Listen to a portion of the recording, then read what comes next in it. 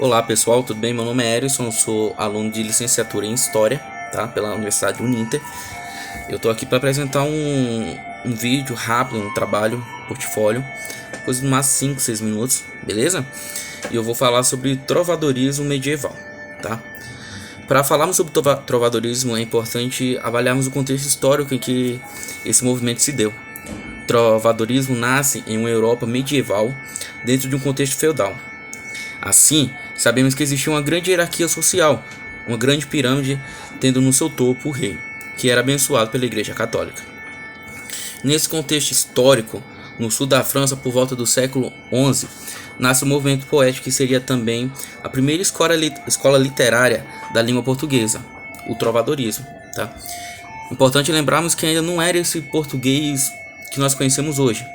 Era um português bem mais arcaico, bem diferente do atual, mais complicado, que era chamado de galego português, né? Ainda na formação de Portugal, tá? Conhecendo o contexto histórico, é interessante agora conhecermos também os tipos de compositores, tá?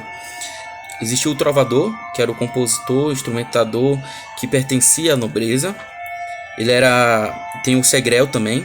Ele era meio que um trovador já em decadência, andarilho, profissional, que vivia desse trabalho.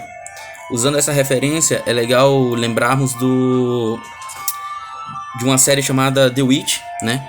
Onde um dos personagens mais importantes da série é um segrel, tá? Inclusive uma música que ele fez na série ficou muito famosa recentemente, tá? Então, para quem não conhece ainda, eu deixo a dica de assistir The Witch, que você vai ver de uma forma bem pop, bem atual, o trabalho de um segrel, beleza? Continuando, temos também o jogral, que é de origem social, era bailarino e servia a senhores para distrair a corte, o exército.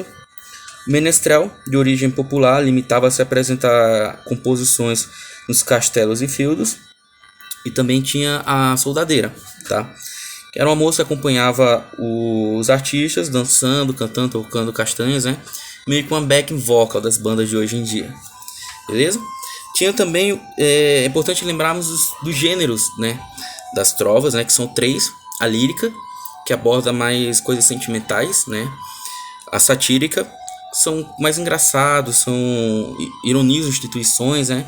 Um pouco do que a gente tem hoje no humor, né? E os filosóficas, que contam com reflexões sobre a vida e o viver, algo mais profundo, tá? Então nós já falamos sobre o contexto histórico, sobre os tipos de compositores, sobre os gêneros das trovas. Então agora eu quero falar com vocês sobre as características da trova, né? O que diferencia ela de outros movimentos poéticos e literários, tá? Interessante lembrar que é apenas uma estrofe, tá? Com 4 versos, ou seja, uma quadra, tá? Caracterizado pela brevidade e a condensação do pensamento, algo muito curto, muito prático. Os versos devem rimar, principalmente o segundo com o quarto verso, tá? Pode ser todos os versos rimando, pode ser só o segundo e o quarto, pode ser o primeiro, o terceiro, o segundo e quarto, mas é muito importante que o segundo e o quarto sempre rimem, beleza? E o conjunto apresenta uma ideia completa, tá?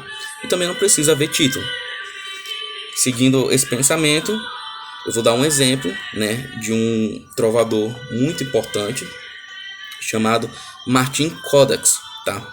Infelizmente não se tem muitas informações precisas sobre ele, né? A falta de informação influencia inclusive sobre o sobrenome dele. Em alguns documentos aparecem escrito como Codax, com X no final, e em outro aparece Codas. Para ser mais específico, são 4 documentos assinados como Codax, com X, e um como Codas, com Z no final, beleza? Ele viveu ali por volta do século XIII até início do século XIV. Também não existe muita informação concreta referente a isso.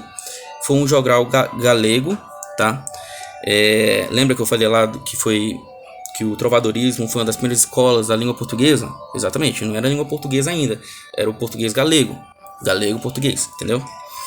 E também não existe muita informação sobre de onde que ele vem. Várias pessoas acreditam que ele é da Galiza de Vigo, porque existem várias referências a essa cidade nos seus trabalhos. As trovas dele não têm título, então sempre são nomeadas ou falam delas sobre a primeira estrofe da trova, beleza? E agora eu quero falar sobre vocês sobre os Jogos Florais. O que é os Jogos Florais? Jogos Florais é uma competição, é um evento que acontece na cidade de Nova Friburgo, no Rio de Janeiro, tá? Que sem dúvida é a capital do trovadorismo no Brasil. Influenciado pela sua colonização, né? Muito europeu, lá na época ainda do rei Dom João VI, né? Chegaram os suíços e depois mais novas remessas de europeus. E esses europeus trouxeram não apenas bens materiais, mas também os bens imateriais, como a sua cultura. E nesse balaio de cultura veio o trovadorismo. Tá? O trovadorismo nasceu... Aliás, não o trovadorismo. O festival em si de poesia nasce ainda lá na Roma antiga, tá? Que era um evento feito para uma festa popular em homenagem à deusa das flores, né? A Flora. E em Nova Friburgo, eles começaram com um grupo de aficionados, tá? Poesia. Entre eles, o mais importante, o Luiz Otávio, que em 1960 começa com esse Festival das Flores, em Nova Friburgo, tá? Esse festival acontece já, inclusive até hoje. E na cidade existe uma fonte, é interessante falar sobre ela, uma fonte essa que está cravado os 3 primeiros temas do festival, que seria ele na sequência: amor, saudade e ciúmes, tá? Então hoje o trovadorismo faz parte não só da cultura europeia, tá? Mas com todo esse intercâmbio cultural na nossa colonização, também faz parte da nossa cultura.